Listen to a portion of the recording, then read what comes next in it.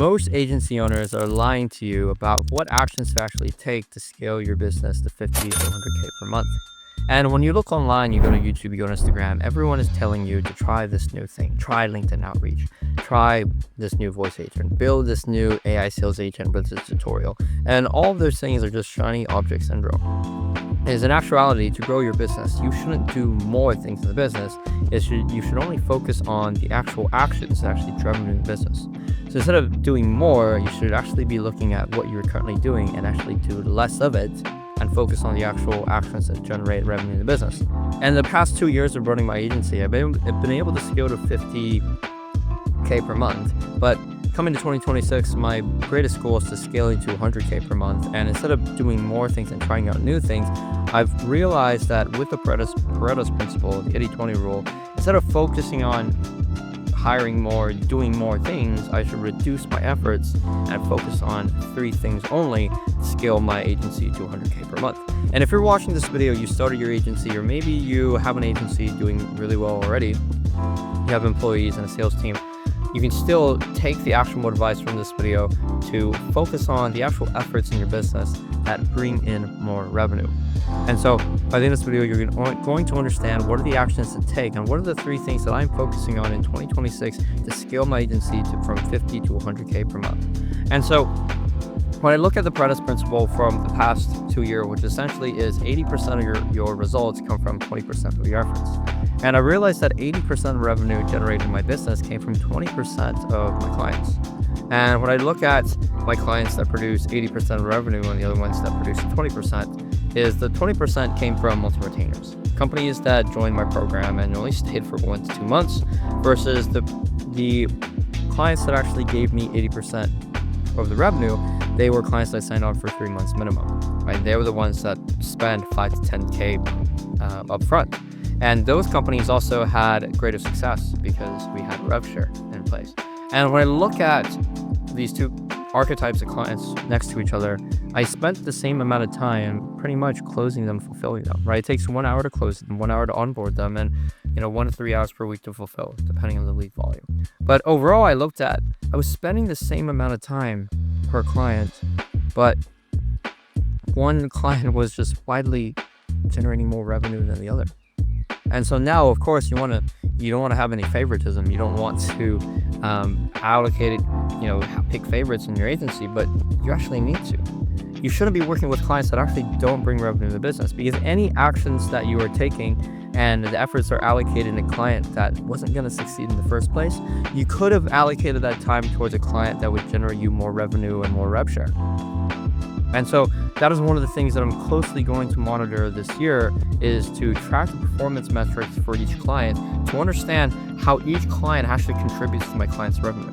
So instead of just focusing on, what I close them on, I need to focus on what is the amount of time that it takes per client and how is that going to contribute to revenue, right? Because quick anecdote in the past years, I had a client that was paying me $1,500 per month, but he was taking 6 to 8 hours per week just because he had so many demands.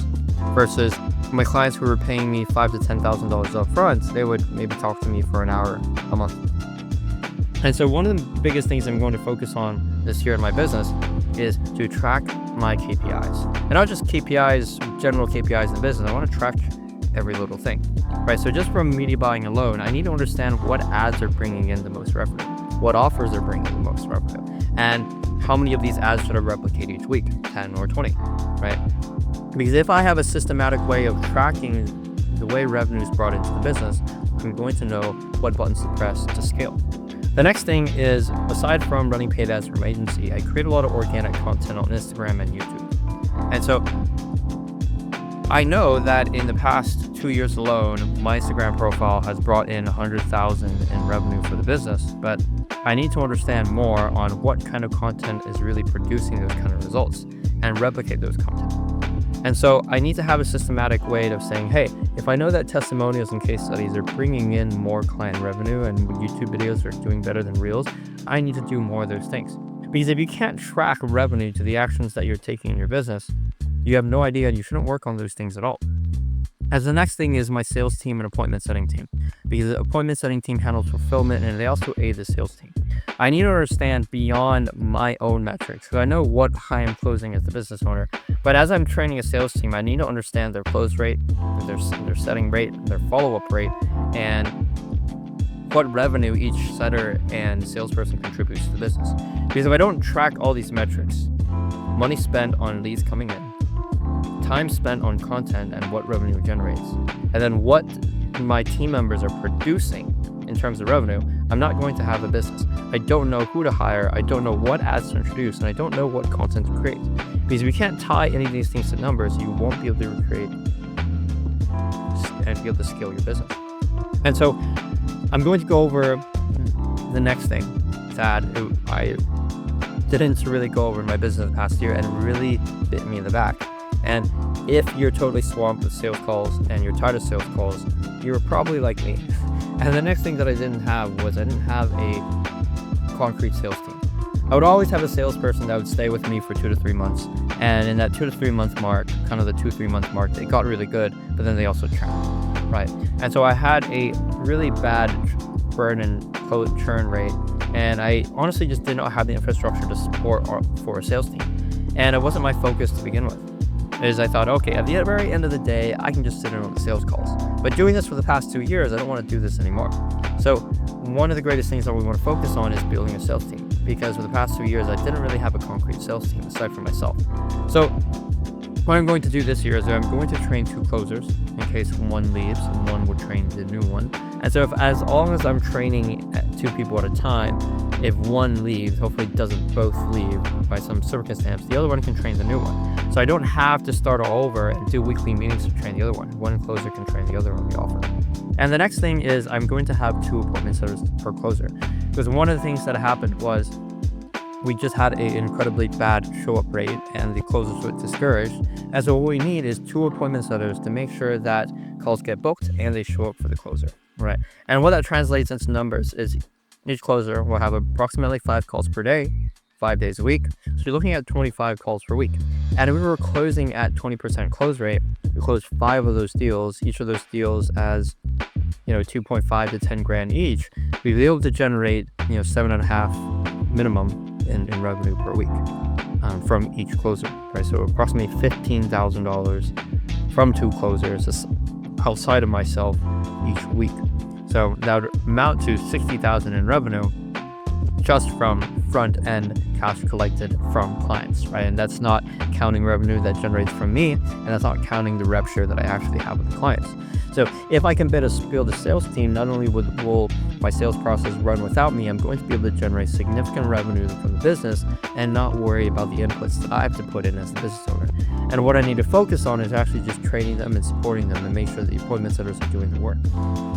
And the next non-revenue generating activity really is I should not be working on, I shouldn't be doing any BS work, right? I shouldn't be building automations. I shouldn't do any of those things. And the only 3 things I need to focus on as a business owner in my business is training the new employees, because AI can't train them yet. Because even if you have a A player, you still need to train them to a certain extent. So I'm going to implement team trainings and meetings and pipeline management that is completely non-negotiable with my team, because in the past year I was very inconsistent with my team meetings and trainings, and so that left a lot of money on the table, because my time should be spent tracking KPIs and making sure that my team members are trained and doing the work that they need to. And if they're falling behind, find the necessary actions that we need to take to get them to where they need to be. And the second thing is creating content. So creating videos like this and being in Instagram Reels, being in YouTube videos. Unfortunately, to a certain degree, AI can't do it for me. Of course, it can do that for my shorts, but creating most of the long form content, creating the videos, is I still need to be in those videos. So most of my time will be spent putting myself in the videos, talking like this, and creating the content to generate revenue in the business and be able to essentially create a brand, right? And then the next point is the sales calls, right? And I will still be taking sales calls for around Q1 or Q2 until I'm fully confident in my sales team. And if I have time in the day, I don't mind getting back into the action, but ideally is I won't be taking sales calls for very long. After 3 to 6 months, I likely want everything to be on autopilot to where I can just focus on API, KPIs, and team trainings. And if you're running an agency or running to run an agency and you want to scale to your first $10,000 in the next 90 days, book a call with us below to see if we're a good fit to work together. And I'll see you on the other side.